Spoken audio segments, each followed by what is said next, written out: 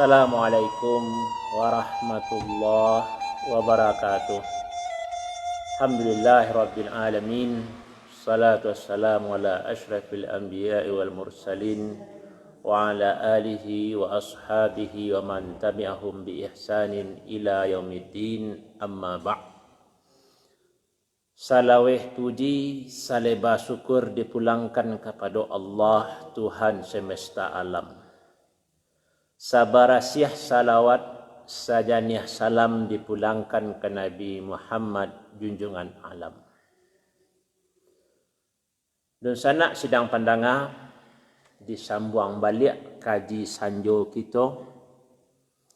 Sanjo kapatang awak bercerita tentang nasihat tuanku Imam Bonjol kepada anaknya di Rimbo Gadang sabalun membonjol barundiang je bulando di Palupuah. Cerita awak sabalunnya tentang padri. Tentang Tuanku Tua sebagai guru pertama, Tuanku Nan Renceh, dan terakhir Imam Bonjol. Secara politik, secara militer, padri kalah dengan jatuhnya benteng Imam Bonjol. Walaupun bara bulan siap tu, murid Tuanku Imam Bonjol, Tuanku Tambusai masih bisa mempertahankan bentengnya di dalu-dalu sekitar 1 tahun. Jadi Tuanku Tambusai adalah murid Tuanku Imam Bonjol dan dikirim oleh Tuanku Imam Bonjol untuk beraja ke Makkah. Sudah tuanya berjuang di Tuanku Imam Bonjol di daerah Riau. Kini awak bahas manfaat dari perang Padri, dari perjuangan para ulama sama masyarakat. Banyak manfaat yang selama yang Allah awak nikmati dari perang Padri. Ada yang awak sadari, ada yang tidak. Manfaat pertama perang Padri adalah lahirnya Sumpah Sakti Bukit Marapalam. Sumpah nama melahirkan syarak mangato adat memakai. Daik nan qawi syarak nan lazim. Yang kemudian dalam perjalanan waktu disebut dengan adat basandi syarak, syarak basandi kitabullah. Peristiwa Sumpah Marapalam adalah sebuah peristiwa nan luar biasa. Gadang bakih pengaruhnya. Karena itulah landasan hidup alam Minangkabau sampai kini. Dan 2 tahun yang lewat Desember 2008 balik diadakan pengukuhan kembali Sumpah Marapalam untuk mengingatkan masyarakat Minangkabau di luhak ataupun di rantau tentang landasan hidup, falsafah, adat dan agama di Minangkabau. Karena itu pembahasan yang sangat laweh, insyaAllah besok khusus awak bahas masalah Sumpah Sakti Marapalam. Manfaat pertama dari perang Padri, buah yang akan diambil dari perang Padri. Yang kedua, buah dari perang Padri adalah meningkatnya semangat baraja agama di tengah masyarakat Minangkabau. Dan itu tidak lapeh dari gagasan pertama. Tuanku Nan Renceh, jo kawannya Pakiah Sagir, kata membuka surau ke Tuan Balau, antara lasi jo canduang, ilmu yang dikembangkannya pertama sekali adalah ilmu fikih. Dan tuanku nombor 2 ko terkenal santiang mengajarkan ilmu fikih. Pekah dalam bahasa kampung sendulu. Pelajari hukum Islam. Jadi penggagas pertama Tuanku Nan Renceh adalah seorang yang sangat mencintai ilmu. boleh jadi semangat untuk menentang sabuang ayam, budaya tua, budaya judi di Minangkabau, kerana Tuanku Narenceh mencaliak. Kaji yang beliau ajarkan di surau, nambah judi ko hukumnya haram, tua ko hukumnya haram, tapi menjadi kebiasaan di masyarakat. Di situ terinspirasi Tuanku Narenceh untuk menegakkan agama Allah. Jadi Tuanku Narenceh sebagai penggagas utama adalah seorang orang yang berilmu dan kepribadiannya dibentuk dengan ilmu yang diterima dari Tuanku Nantuo. Begitu juga Tuanku Nantuo adalah seorang alim yang menghimpun ilmu dari Tuanku di Rau, yang datang dari Makkah, dari Tuanku di Salayu, di Sumani, dari garis Tuanku Pamansiangan, dari Syekh Burhanuddin. Tuanku Nantuo lah menghimpun ilmu sehingga di surau itu beliau telah cukup kitab-kitab agama yang sangat banyak. Jadi gerakan Tuanku Nantuo pun berlandaskan kepada ilmu. Tadi tokoh yang ketiga, Tuanku Imam Bonjol sangat memperhatikan ilmu pengetahuan. Kata beliau pergi parang anak beliau didik untuk tetap belajar dulu buat sekapiang. Kemudian dalam proses terakhir perang Padri, kemenakan beliau, murid beliau, Tuanku Tambusai, beliau suruh pergi ke Makkah untuk menuntut ilmu. Gambaran kecintaan terhadap ilmu. Bahkan wak bahas patang sebelum beliau berangkit marunjang di company di Palupuah, beliau menyampaikan pelajaran nasihat-nasihat yang cukup penting bagi anaknya untuk tinggal di nagari. Seorang yang sangat mencintai ilmu pengetahuan. Maka gerakan Padri adalah gerakan mengembangkan keilmuan, menghidupkan pengajian-pengajian, menghidupkan surau.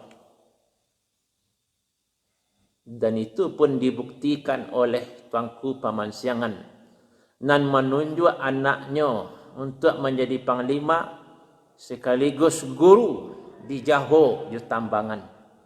Nah, di situ nanti tak kait cerita tentang Sumpah Sati Bukit Marapalam.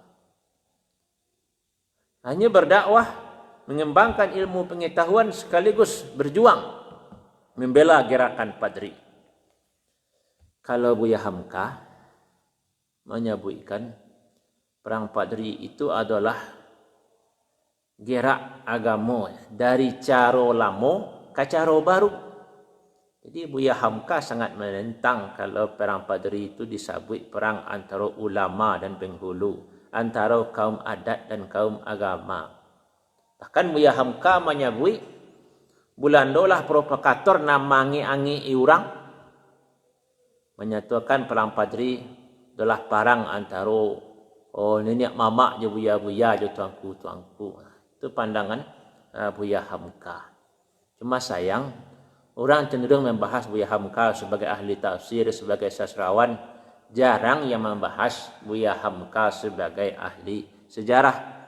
Padahal tulisan-tulisan Buya Hamka banyak tentang sejarah, termasuk mengarang buku sejarah Islam. Itu 3 jilid ya, berjilid-jilid dikarang oleh Buya Hamka. Dosanak sidang pandangan. Jadi 3 tokoh utama Padri, gerakan Padri, Tuanku Nantuo, Tuanku Narenceh, Imam Bonjol adalah orang-orang yang cinta ilmu dan orang-orang yang ingin menyebarkan ilmu.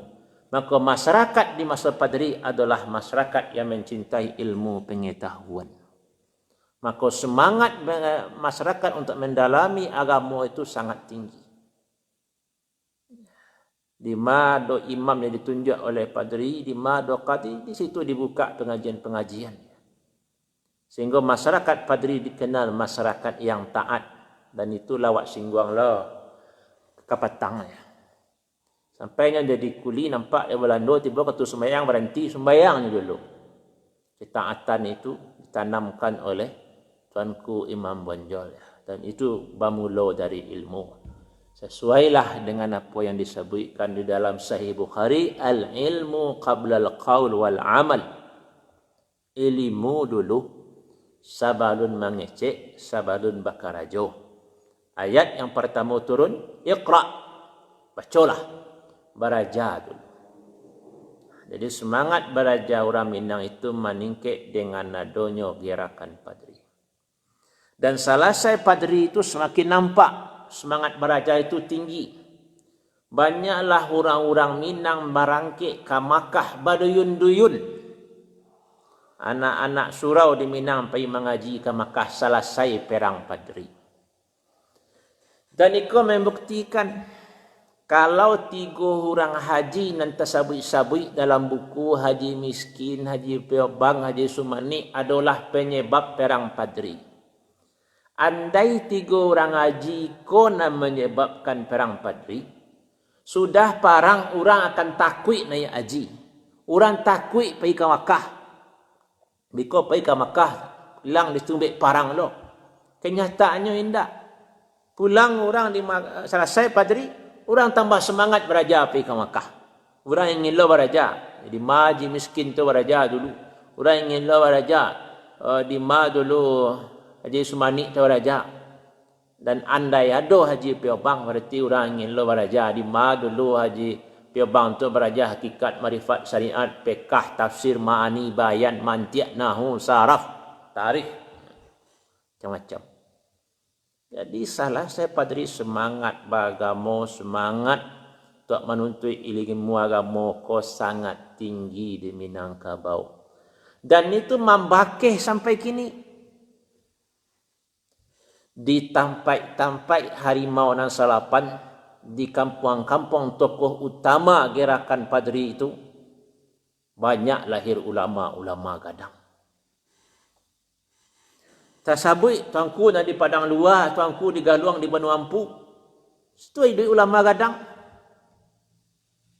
Syekh Ibrahim Musa Parabe lahir dari situ. Dan guru beliau Syekh Kisai. Kemudian tuanku Lubuk Ahu di Canduang. Lahirlah ulama gadang Syekh Sulaiman Ar-Rasuli.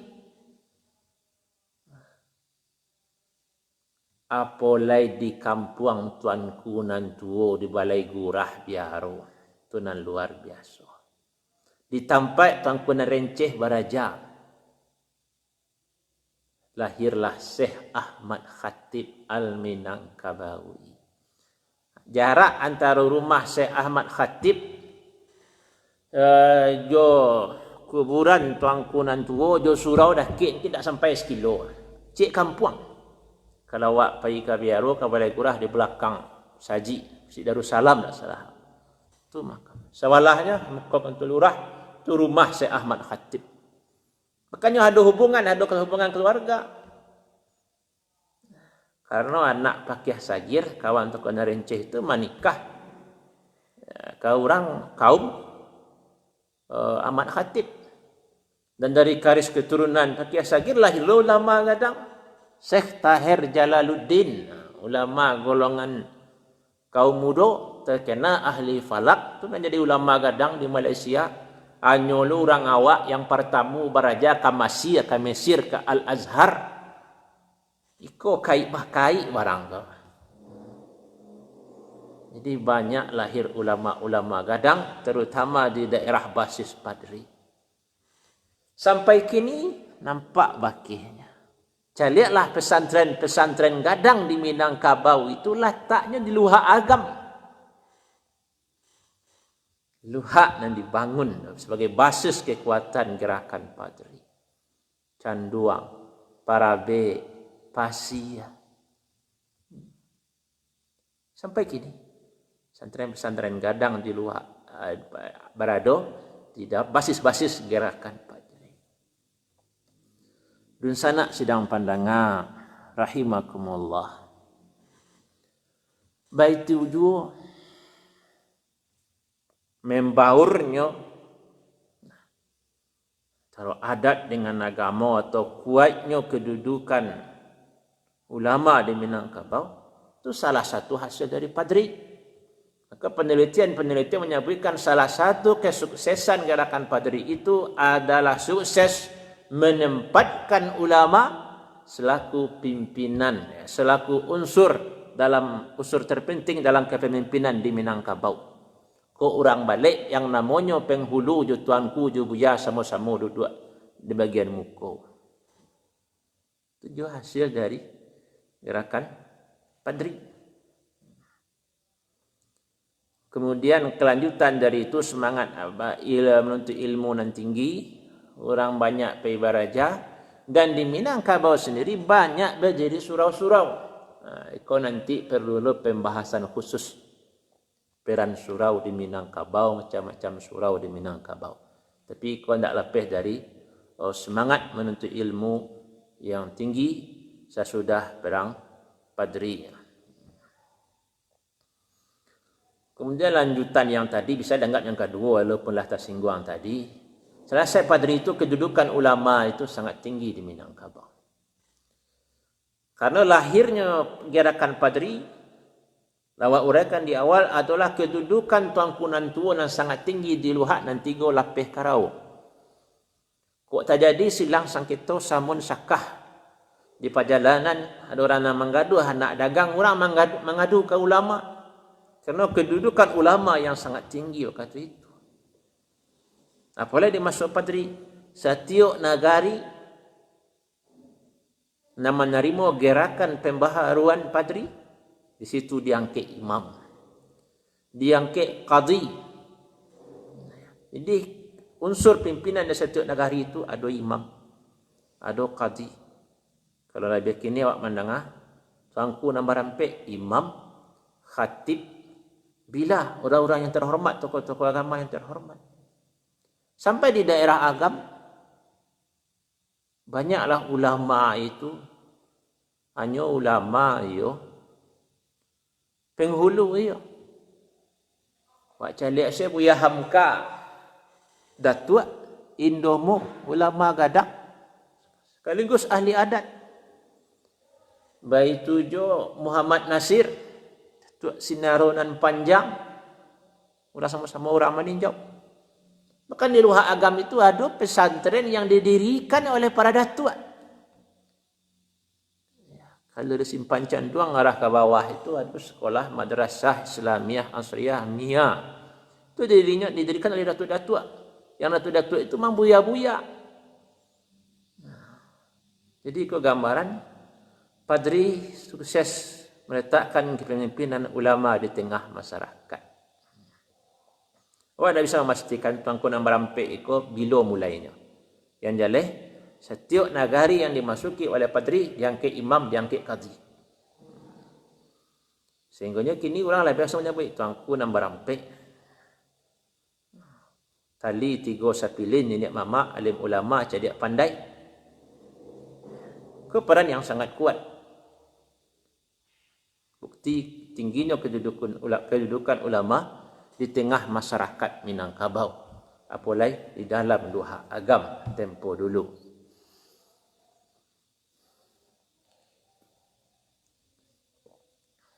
Kemudian manfaat yang ketiga dari gerakan Padri adalah manfaat secara ekonomi. Karena sudah diterangkan oleh Pakih Sagir ya.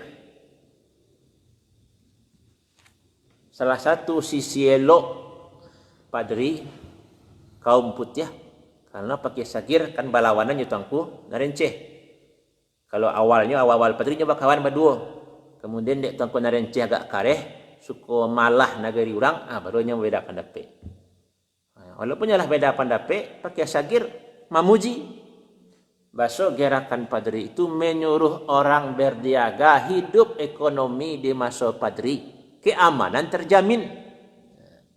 Dan dalam sebagian buku disebutkan bahwa Tuanku Imam Bonjol menjalin kerjasama Raja Bujang, kerajaan Trumon Aceh. Lah dulu jalur perdagangan, termasuk melawan Belanda. Jadi kalau ditiku, dikuasai oleh Belanda, Padri dibuat lo labuhan cik. Sehingga kalau ingin lebih jauh membahas masalah ekonomi, silakan baca buku Christine Dobin, Gejolak Ekonomi Padri. So, gerakan Padri, gerakan Tuanku Imam Bonjol, gerakan Tuanku Nantu memberikan kemajuan ekonomi di tengah-tengah masyarakat. Ini Kok sangat bermanfaat ya. Karena sekian tahun Imam Bonjol berdakwah tentu membutuhkan biaya. Ya, gerak ekonomi yang sangat kuat di masa Padri. Dan niko adalah sisi positif dari buah gerakan Padri di bidang ekonomi.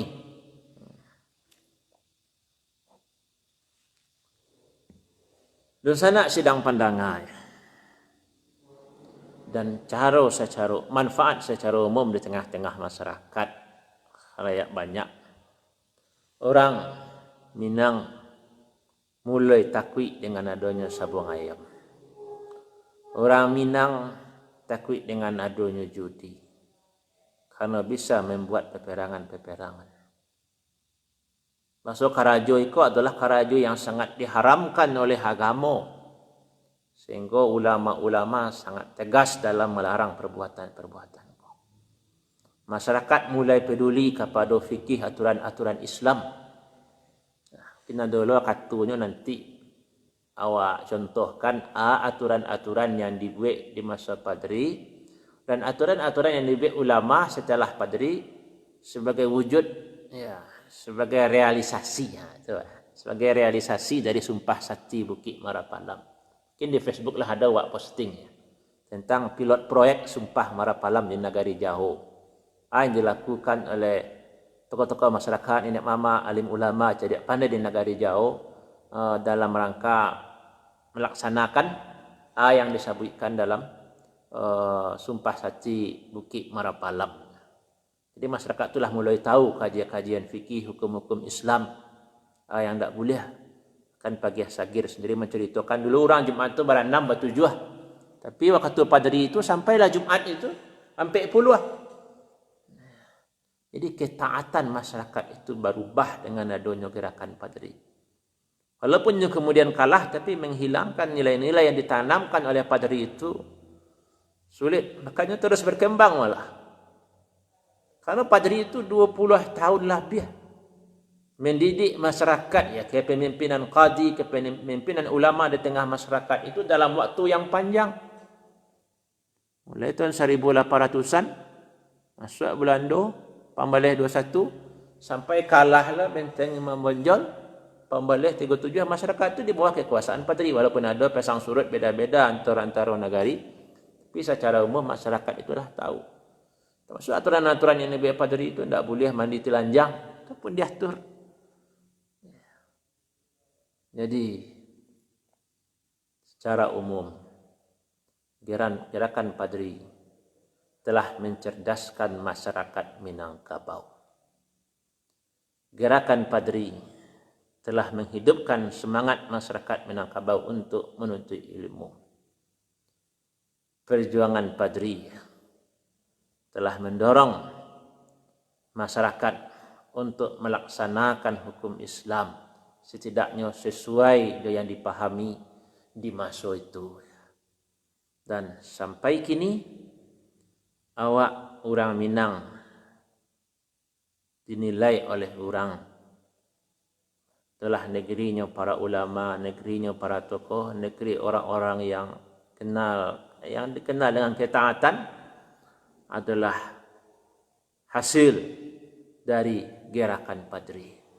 Jadi dari awal masuknya Islam itu yang awak bahas tadi, datang Islam terus berkembang di Minangkabau, kemudian terjadi pembaharuan, semangat baru muncul dengan adanya gerakan Padri yang terus merubah cara pandang sikap orang Minang terhadap agama. InsyaAllah besok awak lanjutkan tentang Sumpah Sakti Bukit Marapalam. Karena itu adalah di antara hasil penting dari gerakan Padri. Pembahasannya agak luas, tapi insyaAllah besok Pak bahas tentang itu. Untuk sanjok ini, Pak cukupkan sampai di situ, supaya sejarah yang Pak bahas itu menjadi pelajaran untuk awak bersama. Billahi taufiq wal hidayah. Assalamualaikum warahmatullahi wabarakatuh.